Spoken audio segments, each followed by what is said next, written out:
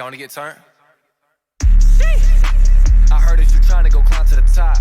I start from the bottom, it's kinda like putting on socks. You ready? Yeah, y'all ready or not? Don't let me get hot, though. Clean like a mop, whole world is shot. This place gon' knock, this place gon' rock. Y'all ready or not? Ready or not? You ready or not? You ready or not? Pay my dues, punch that clock. You ready or not? You ready or ready or not? You ready or not? You ready or not? You ready or not? Pay my dues, punch that clock. Ready or not? You ready or hey. What is going on, guys? Welcome back to another episode of Pain to Profits. I'm your host, Samson Jagoras, and every single week, twice a week, we bring on entrepreneurs and unpack the wisdom, knowledge, and expertise to help you guys save time and level up. And today we got Jay Dokter with us on the podcast. Incredibly excited to share his story. But before we jump into that, a couple housekeeping items. If you guys aren't subscribed to the newsletter, head on over to paintoprofit.co. You can subscribe absolutely free for our newsletter, Street Smarts, that comes out every single week, where we help you guys level up with insight, wisdom, and knowledge on the 8 core concepts of business, which are leadership, finance, growth, operations, product, service, sales, and marketing. Absolutely free, no obligation. But today, Jay, 30 years of leadership, entrepreneurship, management experience, a few exits. You own a couple companies. You're doing private equity. You are in business accelerators, product manufacturing. And so I'm incredibly excited to unpack all your wisdom. Thank you. I'm honored to have you here. Thanks for coming on the show. Appreciate it. So if you guys heard the previous show, Alex Wells was on here talking about marketing with Imprint Digital. This is his father-in-law. And one of the guys who actually Alex referenced on the pod of, his inspiration, his mentor of what he's trying to build with his digital media company. And so I think to help everybody, we want to know, who is the doctor? Okay, how far back do I go? I mean, I think you said before the show the doctor was a nickname you had in high school, so maybe we'll start there. Yeah, doctor in high school. I haven't heard that for a while. Doc. Okay. But yeah, I'm from Northwest Iowa, and I went to electronics school, and I got out of Iowa. Yeah, I snuck out. I snuck out at night. There's like 2 things to do there: eat corn, drink alcohol. Yeah, play some sports. Basketball. Yeah, play got a lot good of basketball, good football. Yeah, basketball. And I moved out here in '83, and kind of seeking. I came out here to work at Hewlett Packard. Yeah, and in 1983, and they weren't hiring at the time, so I ended up going to I got a job at an electronics company, and made my way through business and a lot of different things. Were you always an entrepreneur? Did you know that you were going to do that? I would say yes. My dad was a entrepreneur. He had a business through my whole life, except for like 2 years he worked for the city and almost killed himself because he hated it so much. But I kind of thought that's what you do. I mean, you have a business, or he would buy campers and rent them out in the summertime for a little extra money. He had a gas station. He had a custom crop spraying business. And so that's what you do. So I was always looking for ways to make money. I'd cut little old ladies' grass. I would scoop their sidewalk. Yeah. I would do all these things. I would grow gourds and corn and stuff and sell them. So I was always looking for a way to make money. Yeah, that's one thing that I definitely try to instill in my kids. My dad was on his own since he was 13 and worked for people off and on. He was a solopreneur. He never was able to break out of how to build a real business because he was more the craftsman. He really needed a good partner to go with him. But I definitely had that instilled in me. I was a skater kid growing up, so kind of walked to my own drum. And that was always the appeal for entrepreneurship. And so I got started probably a little bit later, even though I was in like sales and stocks and commodities and whatnot. But officially running on my own, I got started a little bit later. And so I loved that was the wisdom that was imparted on you, because I got my girls now. You want to make money? Like, go knock some doors and rake some leaves. And I don't think we challenge kids enough, because when I turned 14, my dad got me a job at the grocery store. Okay. And I was on my own, Yeah, financially. you got money now. Right? Yeah, and I always had money. But when I turned 15, I bought a couple cars, and I went to the bank and got a loan at 15, Wow. right? That's awesome. And then my dad introduced me to the insurance man so I could get insurance on my cars. And that's the way we went. Yeah. They paid for room and board, but everything else I paid for. That's so good. My father-in-law has a similar story where I asked him, how'd you get so good at managing your money? He said, when I turned 14, if I wanted to play sports, I had to pay for it. And if I couldn't afford to pay for it, my parents would give me a loan with interest. And so early on, he learned about delayed gratification and making that decision. That's a lot of what entrepreneurship is you're investing a lot of time and maybe not reaping the immediate benefits of cash in order to have the future gratitude and revenue that comes from that. And I think that stops a lot of people is because that they're hung up on the certainty of getting the paycheck or whatever, early on. So you said you went to college. What did you study in college? I don't think I missed that. I got a 2-year degree in Northwest Iowa for electronics. Okay. And then came out here to try to get a job at HP. Later, I got my 4-year degree in business. Got it. And then after that, when I turned 40, I got my MBA. Okay. I thought I was going to say that. I thought, yeah. Cool. So how long have you been flying solo as an entrepreneur, not working for anybody else then? Let me think. It's been a while. That'd be about year 2000. Yeah. So going on 23 years. But during those times, I was part of a management buyout team. We bought a company, did a couple different things, but not so much solo as till I was 30. Yeah. Okay. I love that. Aside from work, entrepreneurship, it's pretty consuming of your life. What inspires you or motivates you outside of work? Well, now grandkids. Yeah. Got 2 of them or 4. more. 4 of them. 4. Yeah. My business partner and I, we joke around because we say we really don't play golf. We try, but I hate it. I can't. But our passion is business. Yes. So part of our passion was in our give back was to start a nonprofit business accelerator to help people grow their business. So we started that. This will be 10 years ago, and it was a public partnership, but City of Loveland was involved, and then private business was involved. And we launched this thing, and it's really to help stage 2 companies grow.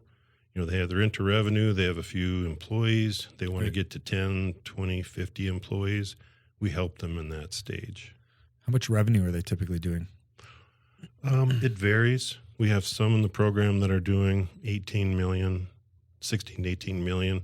Some are just doing $1 million. Some are trying to get to $1 million in revenue. Yeah, that's awesome. So, and they're all usually tech companies or manufacturing companies. Side note, how do I get involved to help you guys? We're always looking for advisors, and every company is different. It isn't like a cookie cutter program. Of course. So it depends on their needs. It depends on exactly what would help them get to that next level. Cool. We have one company, a satellite company, that was one guy in his basement, and it was a plastic type of process to put satellites into space. It's the arms that expand on a satellite. And the fumes made his wife kick him out of the house. So he found a little corner, and he kept doing his thing. He is now up to multi-million in revenue. Wow. And over 20 employees, 25 employees. And he just leased additional space to expand. The guy is crushing it, and he's doing stuff with NASA and other military. Out of that program. That's amazing. Yeah.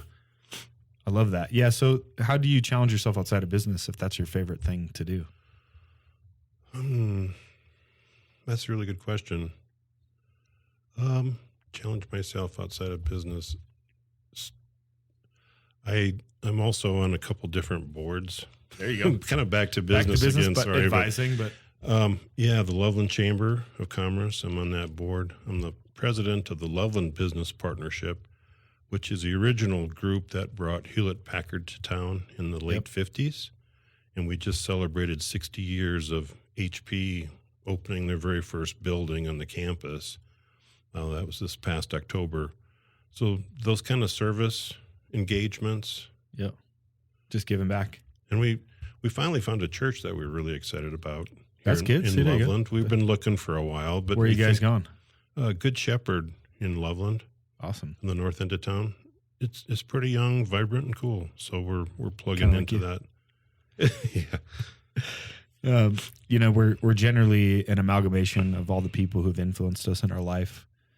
For you, who've been some of the biggest noteworthy people that have been influential in your life and who you are today.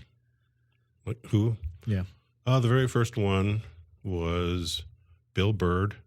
a freshman in high school. I was very lost. And Yeah. he coached me all 4 years through school. And we still stay in touch, which is pretty awesome. And Was he a peer or was he a teacher or who was he? He was the English choir teacher. And if I can say a long story really short. Go for it, yeah. About 10 years ago, I went to a men's conference, John Eldridge conference. Okay. And we were talking about who mentored you and fathered you and helped you along the way. Right. I found out later he was living in Michigan. This conference was in the mountains. He was there. Oh, wow. Yeah. And one of the last days we met and we talked for a few hours and kind of spoke into each other's life, what he meant to me, what I meant to him. And, so cool. And we hadn't seen each other for 30 years. You just picked up like old friends. Yeah. It's awesome. That's how it works. So that was one. And then my very first boss was Walter Pounds when I was doing technology. So when I came to Colorado, my first boss was Walter Pounds. And he would mentor me 2 days, 2 afternoons a week. We'd just sit there and he'd talk and tell me about how to treat people and how to be, a good person and ethics and integrity. And right. And yeah, so as Walter Pounds was my big ones. Yeah, that's awesome. And it sounds like your dad was pretty influential in your life as well. My dad, from an example perspective. But he didn't it was probably that generation. He didn't say, hey, son, this is how you do this. He just did it. He showed you. Yeah. But it wasn't his strong suit to say, okay, let me give you some wisdom.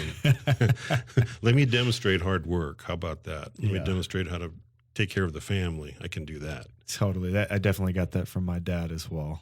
Yeah. We all need those mentors in our life. And I think that if you're listening to this, and you're thinking about taking the entrepreneurial leap, those people who've been influential in your life, those are people you trust and believe in you, who are going to give you real wisdom. You need to go lean into them for sure. Mm-hmm. It's definitely important before you make that leap.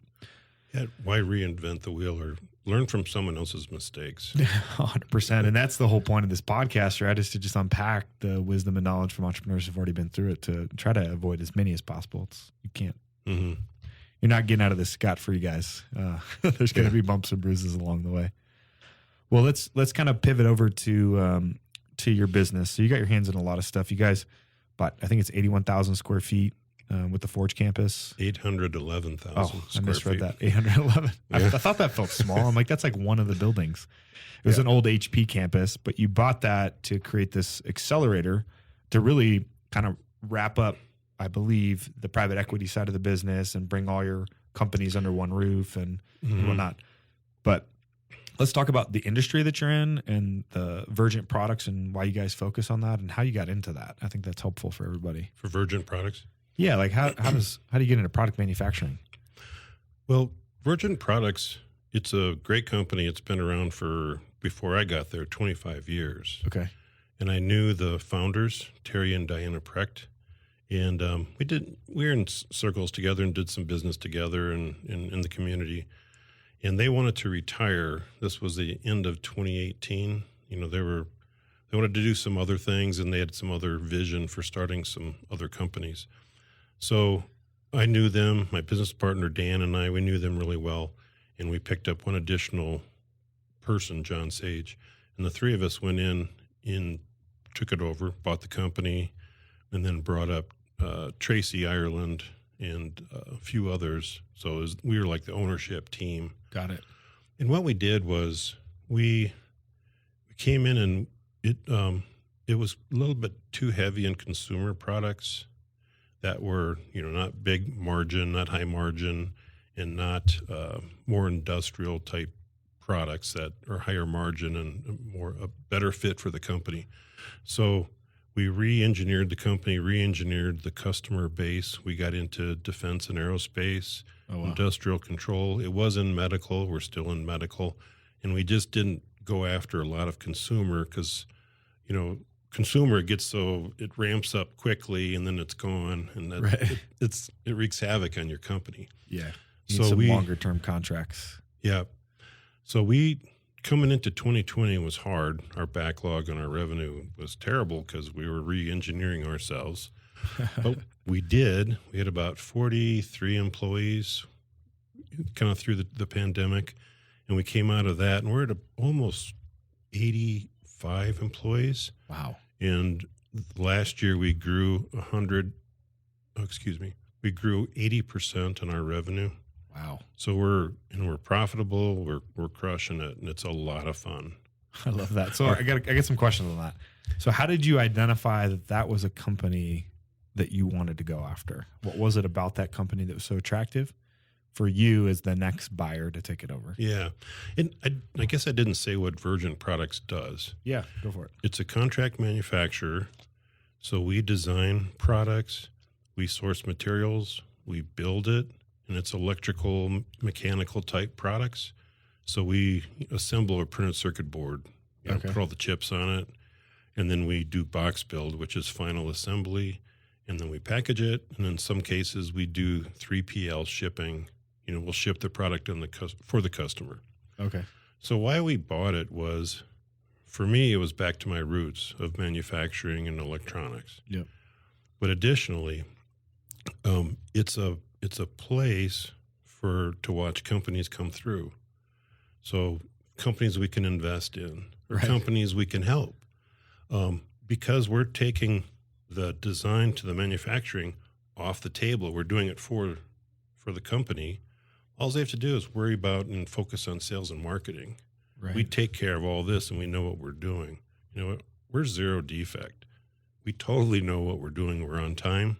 Yep. And we measure ourselves, all our metrics. But if a company comes through and it's attractive, we like to invest and partner with them, help them to be successful, because it helps us be successful. So it's watching a lot of companies come through. It's fun. I love that stuff. Right, and it's all the coolest, newest, latest technology. I mean, what could be more fun than that? So I still got more questions on this because I'm super intrigued. So when you partner, are you partnering from like hey, we'll handle the contract manufacturing in exchange for X percentage of equity or something like that? Or does it look different each time? Well, you got to be creative, right? Depends what they need. One company, we had some excess design engineering time, so we designed their whole product for a piece of ownership. Got it. Okay, we did that. Or we'll straight up invest in a company that's coming through, and be a partner in them, and usually minority partner. We're not a majority owner of those types of companies. Right. And one company we invested in, we licensed the technology out of EWI, out of Ohio State. Okay. And we licensed that, put money into it, developed the product, and the product is ultrasound spot weld inspector. So you use ultrasound to inspect a spot weld like on a car. Okay, got it. So we checks the integrity of it, strength of it, and all that good stuff. Mm-hmm. That's impressive. And that was in a collaborative partnership with Honda to develop that. So that company is going after all automotive companies, but it's a customer of Virgin Products, and Virgin Products owns a piece of it. We own a piece of it. And we're all collaborating together to make it successful. Yeah, a ton of shared risk, and everybody wins if it goes off well. That's awesome. So about the company itself, can we talk about how that deal got structured and done? How do you go buy a company like that? They'd owned it for how long, you said? 25 years. So they'd owned it for 25 years. You came in. Was it like debt, cash, plus carry kind of thing, or how'd you structure the deal? Yeah, so part of it is proprietary. Obviously, it's private. But we did bring in some private equity money to recapitalize it. Okay. And we brought in some additional debt. We got bank financing to make that thing go. Now, Terry and Diana still own a piece of it with us. They're still on our board. Cool. We still collaborate as needed. We're still friends. That's awesome. So they're part of it too. And they were, just to clear, I think you said this, they were looking to retire and move on to kind of like the next thing. Yeah. I think it was for Diana. She wanted to grow flowers and have an industrial flower grow business where she had a distribution and sold to her channels. That was her passion. I think she said, well, we did Terry's passion, which was electronics. Now we're going to do mine. Now it's my turn. and she's doing great. They're doing great together, doing it together. Yeah. Growing flowers and distributing and selling them.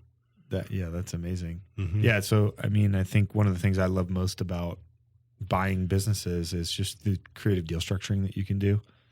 there's so many different ways that you can skin the cat. And one of the things we talk a lot about on the podcast and in the newsletter is just there's a massive opportunity. There's a huge wave coming, a tsunami, silver tsunami is what they call it. It's about a $7 trillion wealth transfer as baby boomers kind of exit the market. Mm-hmm. And they're looking for a way to do that. You know, I think 58% of baby boomers don't have a legacy or transition plan. So there's about to be a ton of service-based businesses coming online. So if you have the skill set or you're from a certain industry or sector, start looking in those markets because that's going to create a ton of opportunity for people. And obviously you had kind of a background in electronics and product manufacturing and stuff. So it made sense, right? Well, if I can speak to that just a minute. Yeah, please. We've done a few companies that we've acquired or asset purchases or different divisions of companies. And my business partner, Dan Camrath, he's the CFO and I introduced him this morning as the logical one. He's the logical finance one, but he calls it Jay's no money down plan. And often, and we've had it 3 times, we've purchased something with no money down with an arrangement for royalties over time or a buyout of stock or additional stock options, or you can get really creative in how you structure it. Yep. But not everybody has a lot of cash to go buy something. But Yes. that doesn't mean you can't move in, manage it, lead it, grow it, and both sides win. The seller and the buyer both can win So wise. in the way you collaborate and do that deal structure together. Yeah, because sometimes they're just tired, you know, and they're like, you're going to keep sending me a check. I can keep essentially making the same revenue, but I can then go do whatever else I need to go do. That's a huge win for a lot of these people. Yeah, exactly. That's amazing. I think you said earlier that you'd been kind of running on your own for 23 years. How long did you work for somebody else before you just went full tilt into just like entrepreneurship? Well, like I said earlier, I was part of a management buyout team in my late 20s, early 30s. Right. The division of Square D, we acquired that division as a leadership team. Okay. And established a company, Data Entry Products. So that was semi, working for myself or with a team. Sure. And then I managed a company, Ultimate Support Systems, in Fort Collins. That's where I met Kurt Richardson. Yep. He was Waterbox guy. Yeah. So he's actually another inspiration in my life. I can come back to that if you want to. Yeah, please. But I managed Ultimate Support for 6 years, but it was an established company. I bought in at the leadership level and then ran it for the owners, Got it. the majority owners at the time. When you say you bought in, like you physically put cash into the business? Yeah. How much does something like that cost from an investment to buy in at the management level? Was it a material check or Yeah. enough to put skin in the game, or what does it look like? It was enough to put skin in the game. It depends on how you value the company Sure. and where it was valued at. I don't remember exactly where it was valued at the time. Yeah. Okay. Quick side note. You said you bought a company called Kadeka Microcircuits, right? Mm-hmm. Was that one of the ones that you did no money down on Yes. that you then went on and sold for, can I say the number? A lot of money? Yeah. There's a lot of money. Multiple millions of dollars. Can we talk through that one specifically? I love this story. I think it's your favorite one, you said. It is my favorite one because I think that so much to be an entrepreneur is you have to be prepared and you have to recognize opportunity. Mm-hmm.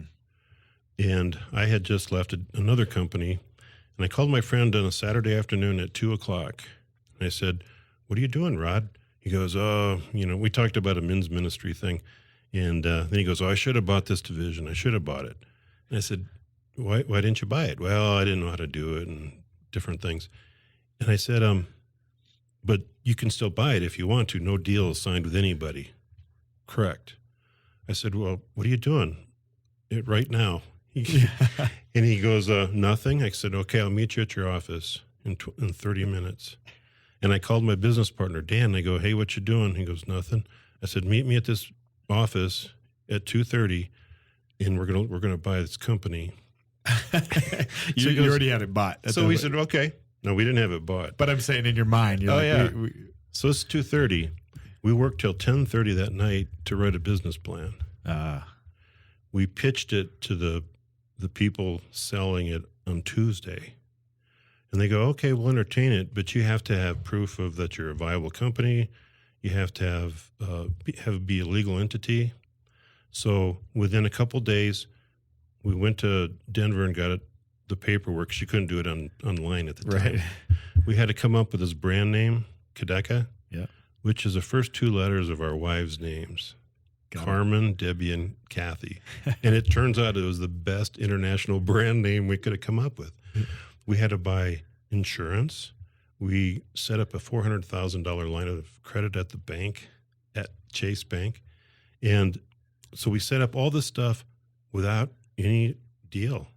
They didn't agree to anything. You just needed an acquisition entity and a real company to go buy this through. Yeah. So we proved we have the financing, we have insurance, we're a legal entity, put all the cards on the table, and we closed the deal within a week and signed the paperwork. Opportunity favors the bold, baby.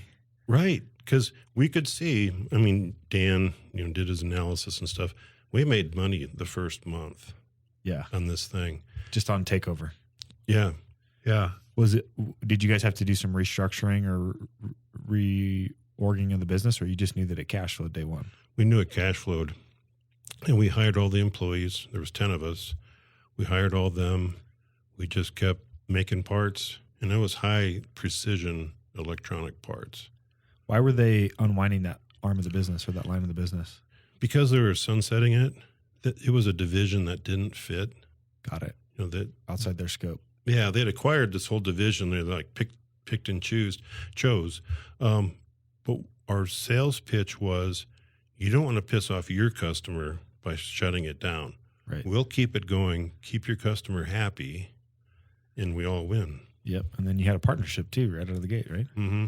I love that. And that was our no money down our first no money down transaction. And then how long did you operate the company before you guys turned around and sold it? 10 years. 10 years. Was that part of the strategic plan initially? Like you had a 10-year runway, or just was the right time? It was the right time. Did somebody give you an offer, or did you take it to market? Let me think how that happened. It went down. So in the transition, I went on to run another company, and Dan sold it. But we were negotiating with this company out of California for quite some time, XR. And I think they finally closed the deal because they went public on the New York Stock Exchange, and they wanted something to talk about. So on the floor of the exchange, they're saying, yeah, we just acquired Kadeka Microcircuits, which is kind of cool for us. It was great. Yeah, we got our name on the floor of the stock exchange. Yeah, I love that. So obviously you've done a bunch of deals now. And if you could go back and kind of tell yourself, if I knew then what I know now, I would have done these things different. Like some of the trials and tribulations of buying businesses, starting businesses. What would you do differently? What would I do differently? Probably always be ready to adjust and pivot. Yeah. Did you feel like you were a little too flat-footed in years past, just not nimble enough? No, I don't think so. Honestly, I don't know exactly what I would do different. Yeah. It's been so much fun and such a ride. Yeah. I think that's a great wisdom, right? Of like, it just is what it is. I think that a lot of times newer entrepreneurs will just put this pressure on it that like if I do well, it's a success. If I do bad, it's a failure. But business is it's an infinite game. It's constantly changing. About every 2 years, regardless, you better be ready to pivot. Something's going to change. The market's going to shift. The tech's going to get different. Marketing is going to get different. Sales is going to get different. COVID's going to happen. You know, whatever it is. Okay, I thought of something. Okay, let's go. I think we all have this thought that in our lives or in our business, there's going to be a point of coasting. We get to a place we can coast. Yep. There's no such thing as coast. No. In your personal growth or your life or whatever it is or your business, it changes all the time. Especially now, it changes even more faster. 100%. But to keep working hard to manage through that so you don't coast into the wall. Yeah, or oblivion. Yeah, well, so that's good. I want to piggyback off of that because you just said it with Kadeka, right? You had gone on to go run a different company. You've done this multiple times, right? Bought a company, get it to where it needs to go on and do the next one. What's your advice or wisdom for people who maybe they have a company? Maybe they're listening to this and they're like, I have a company, but I'm kind of ready to go do the next thing, but this is still a great company. I don't know if I'm ready to sell it. How do they get their business in position so that they can then step out or step back? Yeah, make sure the business isn't about them and it's not built around them. You know, if a business, you know, the founder has to be there for everything to happen, but you don't have an asset. You don't have anything of value because you leave and it folds. It blows up, yeah. Right. So it's putting the systems in place, the procedures, everything needed so you can exit. So it's even an option, right? I think is important. And I also think that being networked and being involved in the community or the state level or wherever in your industry is so critical because that's where you find opportunity. That's where you find connections. That's where you find someone that may want to buy your business. Right. It's there. It's finding that strategic partnership or relationship that you think might even want to buy your business eventually. Right. But I think leaders and entrepreneur, you can't just keep your head down. You got to be involved. You got to be plugged in. You got to know and meet people. Not because you want something, but they're interesting. It's relationship. Yeah, and creating options for yourself in the future, you know. Mm-hmm. I think there's a time and a season for grinding with your head down, but eventually, you know, as you cascade or continue to delegate and elevate your position within the company and spend more time working on the business than in the business, the role shifts. Mm-hmm. You're the face of the brand, you're the networker, you're the connector, you're handling all those big relationships to, who knows, create some sort of opportunity in the future. So yeah, that's good wisdom and advice. If you weren't doing, this is a weird question, but if you weren't doing business, and I think I already know what your answer is going to be, but if you weren't doing business, what else would you be doing? I would be into movie animation. Can you draw? No, I mean, like not making models, making special effects. Okay. I've always been intrigued with special effects. So when you say special effects, like, you know, like monster makeup special effects, or like blowing up stuff or CGI? It looks like a town, but it's a model town. Okay, got it. It's that kind of effects. Yeah. My kids and I, we've over the years, when growing up, we've made some pretty extensive models and projects and such. That's a lot of fun. Yeah. Yeah.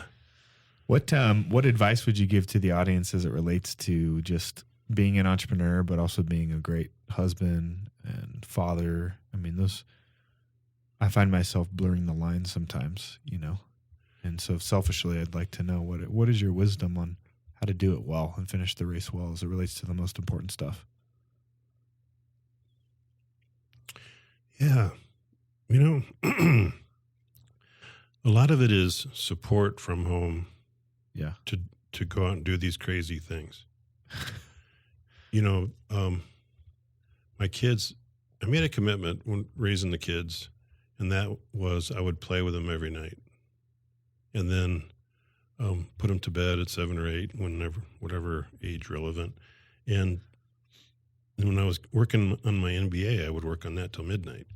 I mean, it was a lot of dedicated hard work, but they had to know they came first.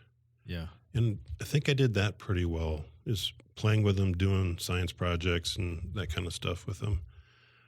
With being married, I think it's the support from your wife. You know, my wife is awesome because to do this crazy stuff, you're mortgaging your house. Oh, yeah. You know, that's what people don't always understand. It's like, oh, yeah, I want to do this and this and this. Okay, sign there. You're collateralize the debt, please. And we've collateralized our house, you know, many times. Yeah. And luckily it raised in value so we could take more cash out. Yeah. Got to pull that lazy equity out of there. But you ask my wife how many times we refinanced our homes, she'll probably roll her eyes, but then she'll give you the number. Yeah. But it's that you got to have an appetite for this stuff. Yep. And it's not for everybody. Yeah. But you have it, you got to want it, and you have to have the full support, you and your wife, from collectively. So my wife and I, we made a decision years ago that she was be a stay-at-home mom. It was just our decision. Yep.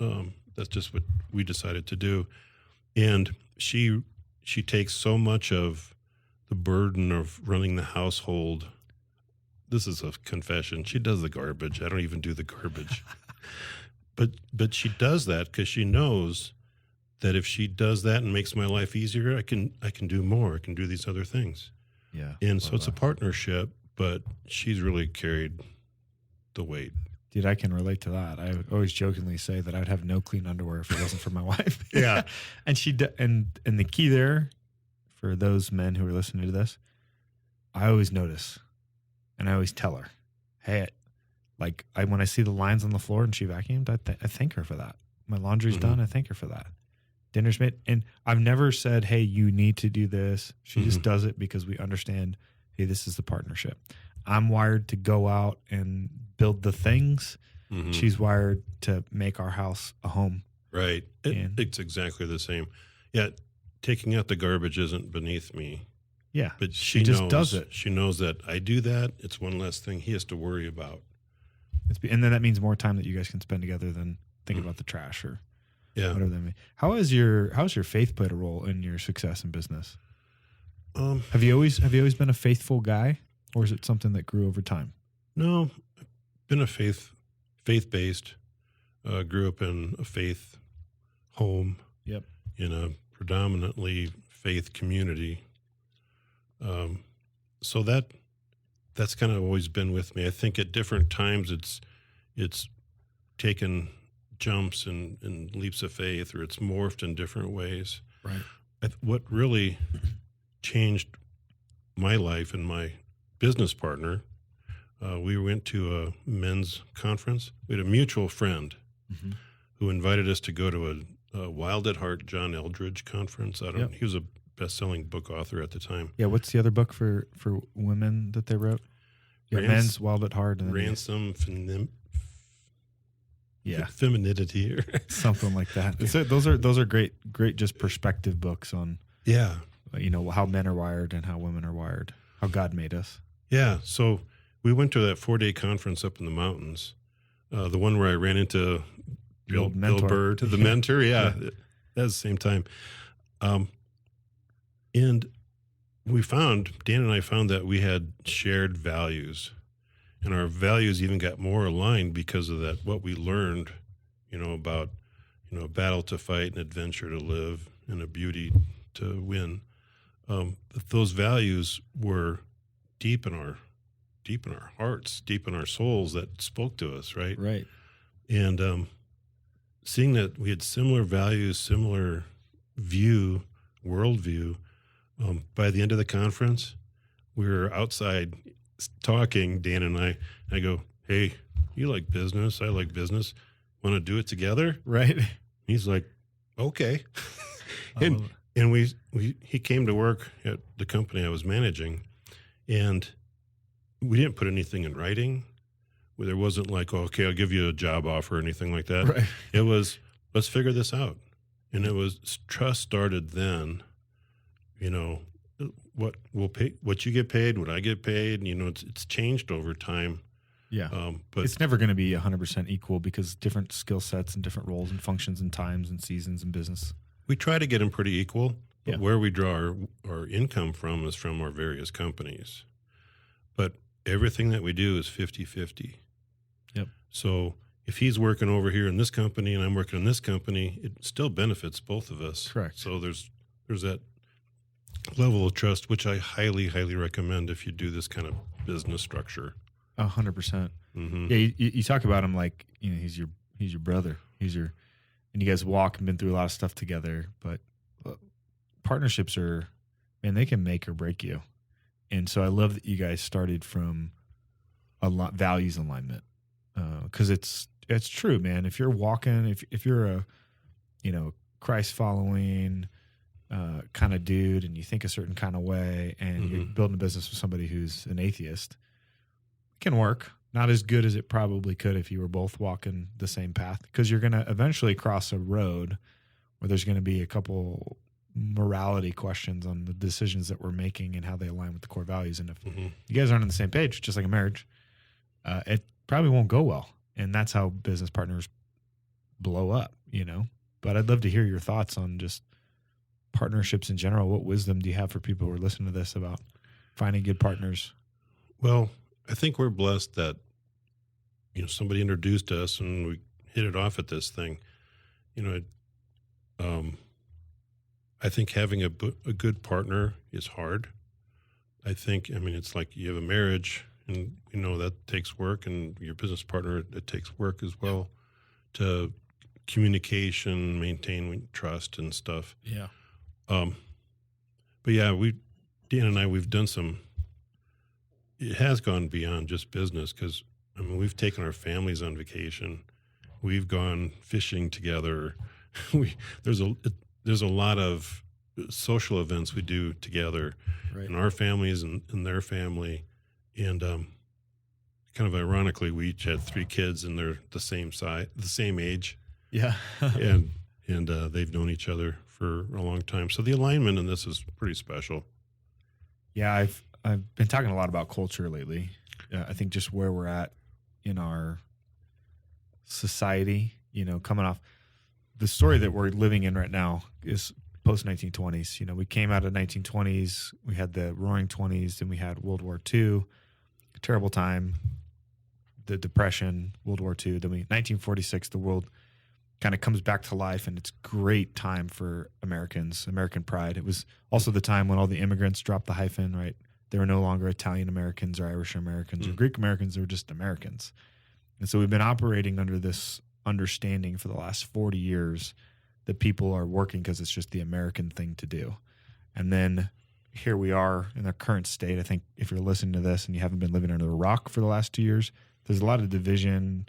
There's a lot of people that are questioning who they're working for and where they're spending their time, and people are prioritizing time over everything else. And so being clear about your values and how you lead with your values and building culture around your values and building a company that aligns with your values is going to be the thing that helps you win over the next 10, 20 years, because people want to know that the work that they do matters, and they want to do it with people who share their same values. And a lot of companies have sacrificed. I don't know what it has been.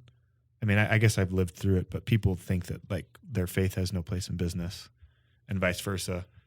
And I'm seeing those people like long term, they're actually losing because they're getting a bunch of people in their company who don't actually align with their core values. So you don't get anywhere by doing that. But partnerships and culture within your company and values alignment is the key in doing life together, right? Outside of business, we have to like each other, our wives and our families and our vacations and our time spent and our church and our community. Those are the best timeless organizations. That's why you guys have probably been doing business as long as you have. Mm-hmm. And we're really careful with how we communicate it, because some people, you know, sharing your faith or whatever, that's not cool. But living, you know, with integrity, honesty, treating people with respect, right, empowerment, development, we strive very hard at that. It's like preach every day, but only use words if you have to. Amen. Because you got to demonstrate it, otherwise it's not believable. No, you're spot on. So talking about kind of the economy and the shifts and everything that's going on, what do you foresee are some of the biggest challenges ahead of us for the next couple of years for your business? What are you thinking about? Yeah, kind of what keeps us up at night. Yep. Well, in our business, supply chain is big. Workforce development is big.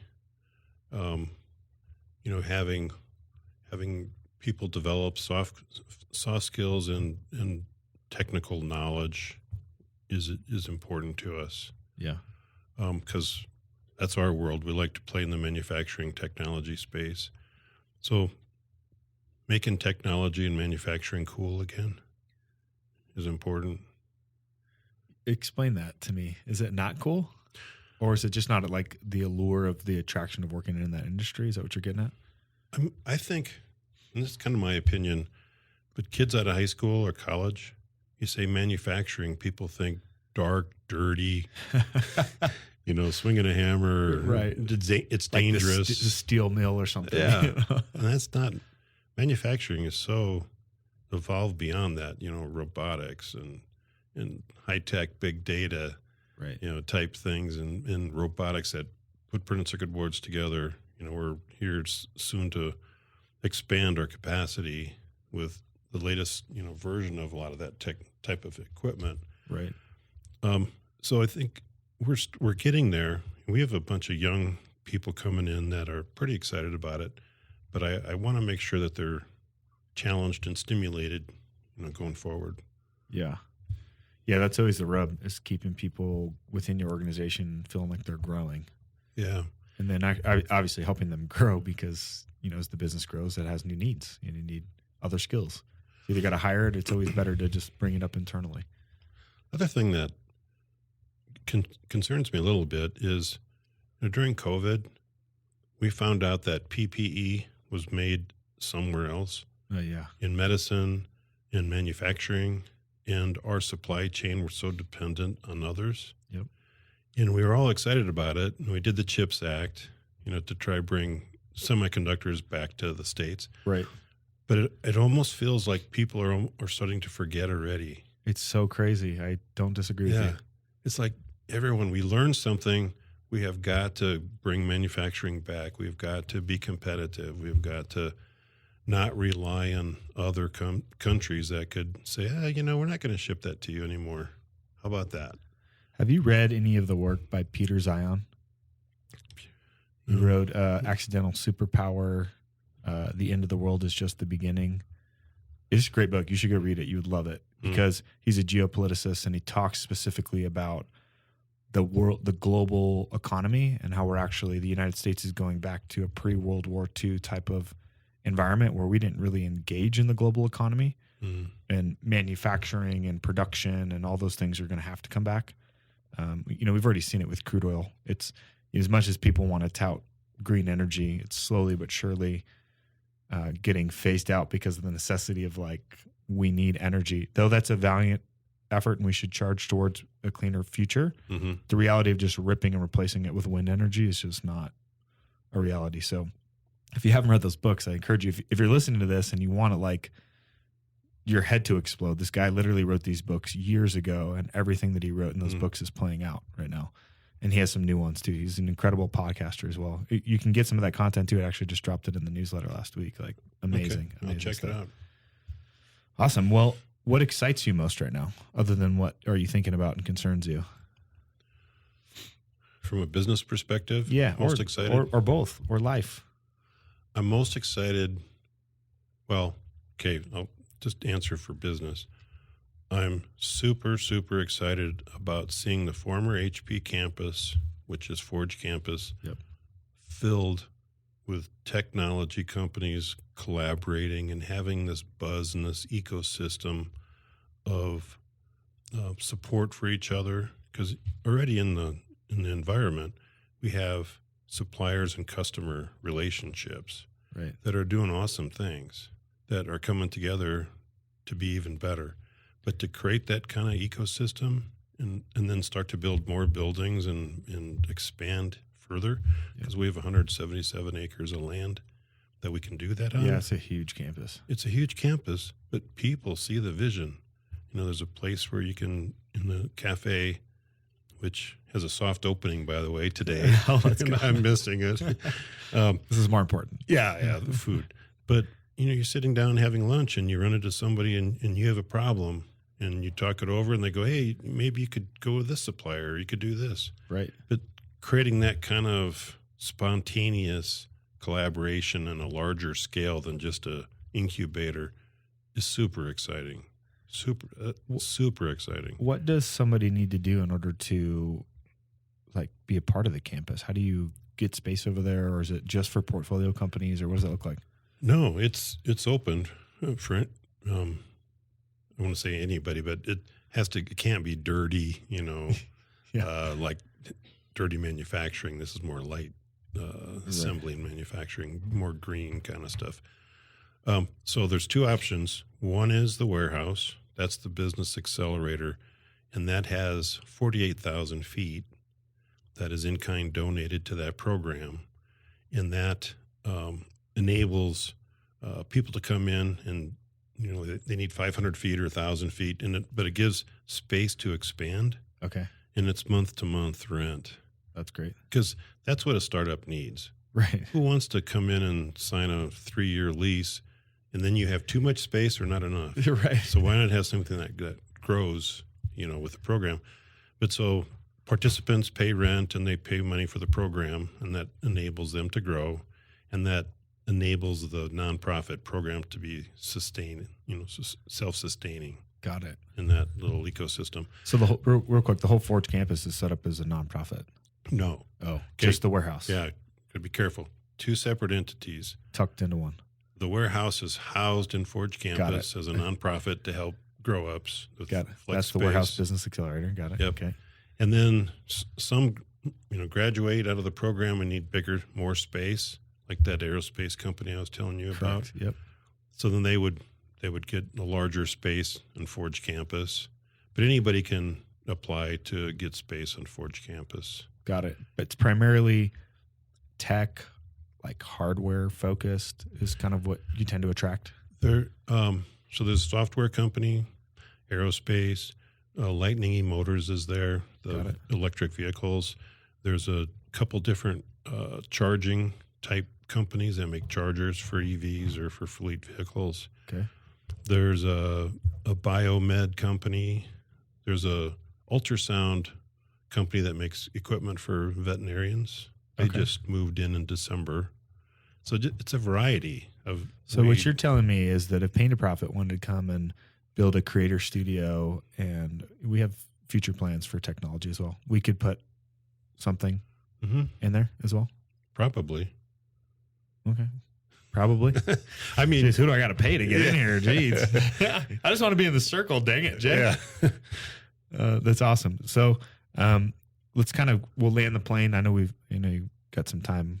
You've given us a ton of your time, so I want to make sure I'm considerate of that. But one of my favorite questions to ask is just what piece of content or book or information has influenced you that you think every other entrepreneur should read or consume? And it can be more than one if you have a couple of them that you recommend. But some of mine are a little bit older. That's right. They're still good. E-Myth. Ooh, great book. Is the one that Kurt Richardson introduced me to. Yeah, we never talked about that. That was pretty changing. Tell me about your relationship with Kurt Richardson. This is the guy from OtterBox. If you don't know what OtterBox is, then you've been living under a rock. But Kurt and his wife Nancy are awesome people. And when I was managing Ultimate Support, Kurt was running a molding shop by the Fort Collins Airport, north end of Fort Collins. Yep. So he was molding our fittings and these different pieces for music stand equipment. And funny story, we had some most critical parts, plastic parts, break, and we had a tripod with a speaker on it at a conference. Uh-oh. It was a conference for attorneys. Oh gosh! And one of the legs broke, and the speaker came down and hit an attorney in the head. Oh gosh! And they were cool. They kind of said, "We'll take care of my doctor bill, and we'll call it good." Otherwise, I'll sue your ass. And we had to go back and talk to Kurt because the plastic part was molded with it had too high a moisture content. Okay, so it got like soft. It was brittle. Yeah, okay. Brittle and broke because it had too much moisture. And I got a little upset because it was such a critical thing. They weren't process controlling that part right. And I'm one of the few people that can say I'm the only one that yelled at Kurt Richardson. Well, yeah, it sounds like you had every right to. But then later, we were there doing the next project with him, and we recovered from that. And he showed me this box, it was like this big. It's a yellow plastic box. He goes, "Hey, Jay, what do you think of this?" I go, "Dude, it's a box." What's it for? Well, you can put stuff in it and seal it, and the water stays out and stuff like that. Great idea. I was Kurt. like, okay. Well, I mean, OtterBox didn't take off until they pivoted and got into, phones and precision or expensive equipment and creating boxes for that. But he's the one who gave me E-Myth, and he'll tell you what changed his business is when he got out of molding. And he subcontracted all that out because he goes, I'm not a molder. I'm this. And that's what that book talks about. And it changed his life, that's why we have OtterBox today. And it really changed how I viewed business as well. Yeah, I mean, I think like the core premise for those of you who hadn't read it is just, building a business that essentially can operate without you through systems, processes, documentation, people, so on and so forth. Effectively, like you're building a franchise. Yeah. And most people don't do that to what we kind of talked about earlier. So they become such an integral part of their business that it can't operate without them, and they don't really have an asset. We're building businesses so that we have optionality in the future to one day maybe sell this thing. And if it's dependent on you, you just have a glorified job. Mm-hmm. So definitely. You want a business. And one other thing to add is Dan and I, we've always taken out financially enough to live on. We haven't gone over the top because we're building an asset. Yeah. We're not doing it for a paycheck. We're doing it to build an asset that we can spin out, sell, Right. whatever. Have options. And we're not developing lifestyle businesses. And that's cool. The difference is it's really not something that you can sell that easy as a lifestyle business. Right. So we're growing up assets that we can exit. Smart. What do you think separates those people who become successful entrepreneurs from those who give up, quit, or never get started? I think it's grit and risk, calculated risk. Like their tolerance for it? Mm-hmm. Perseverance. I mean, you just can't quit. Through 2008, 2009, I would say that was the hardest time when we had Kadeka microcircuits because the phones and sales just stopped. And you got to get creative how to meet payroll. Right. And we didn't always meet payroll. So what'd you do? Well, we recovered eventually. We found gold, and literally this gold target that we used in our process for manufacturing these chips. We sold it so we could meet payroll. And then Literally sold the gold. Mm-hmm. I mean, that was pretty creative. Yeah, I love it. But we did walk on the edge of bankruptcy for about 2 years. Like, are we still here today? Yeah, we're still here today. Are we here tomorrow? Well, we don't know yet. Right. But we lived like that for a couple of years. And I say we, there's a bunch of us that as a team. But we did bond. We did trust. We fought back to back through this, slugging this out. And then we survived and then thrived after that. But 2008, 2009 were very dark years. And I don't want to do that again. But there were some lessons in that. What did you learn? Yeah. What did you learn from that you do different now? We're stronger. We think better. Are you a little bit, what's the word I want to use? Anticipating the potential for it's not always going to be this good. Are you thinking about that a little bit more? Because I know going into 2008, even going into 2020, people forget. Mm-hmm. And they're just like, the hopium kicks in and they're like, the market's not going to go down. Look at it. It's been killing it. Yeah, forever. We were just in a vulnerable place at that time that caused us to be in that position. And nobody was buying electronics, and components at that time. So when I think we also learned faith, and we learned perseverance, trust. Failure was not an option. Right. Period. Yeah, you fail if you quit. So Mm-hmm. you're going to figure it out. And that's where those key relationships you talk about, the networks, the access to capital, equity, liquidity, partnerships, other people who are going through the same thing to be able to have those conversations. That's where that's so vital. Mm-hmm. Your net worth is your network, right? Mm-hmm. Yeah, I love that. Well, we'll end on this then. What inspiration do you have for an entrepreneur who aspires to take the entrepreneurial leap? They haven't made the decision yet.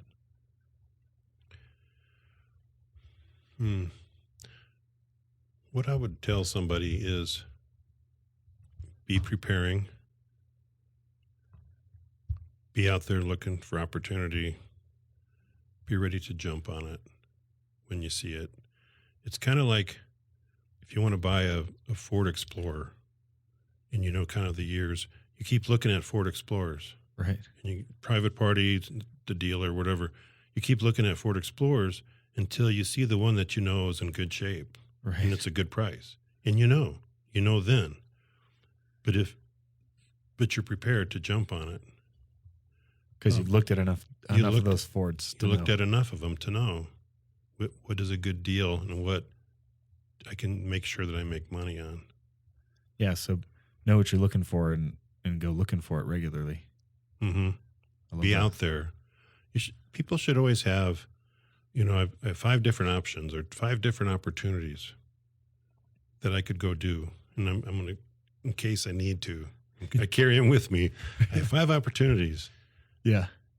Well, yeah, and that comes back to your network too. Like I know if all my stuff blew up tomorrow that I could go have another opportunity tomorrow if I needed one. I could go raise money if I needed to. I could go buy a business if I needed to. Mm-hmm. Exactly. Got options. But you exactly. got to be in the game. Yeah, if you just have one and you lose it, then you're done. Well, if you have a job or you're experiencing that, right? Like a lot of people are having the Catalyst event right now where, they were working for the tech company because they got the benefits and the good payroll, and then they just decommissioned an entire department, and you got your severance package. I guess that makes you feel warm and fuzzy, but you got a whole lot of uncertainty, and generally those are the types of events that send people into entrepreneurship. It's like I can go find another job, or I can stop being at the whim of somebody else and control my own destiny. Mm-hmm. I had friends that worked at a large company for, the 20, 25 years, and they said, we're caged animals. Oh, man. We can't feed ourselves. Oof. That is so good. Well, I love that. We'll end on that. If people want to get a hold of you, connect with you, what's the best place? Where do you hang out the most on, maybe on social media? Probably LinkedIn. Okay. LinkedIn, cool. Yeah. Awesome, man. Well, I appreciate you being here. I'm excited to see the Forge campus blow up with 811,000 square feet. Not 81,000. Come by for a tour. And we'll come by for a tour, man. I appreciate you, and we'll have you back again. Okay. Thanks, Jay. All right. Thanks. See ya.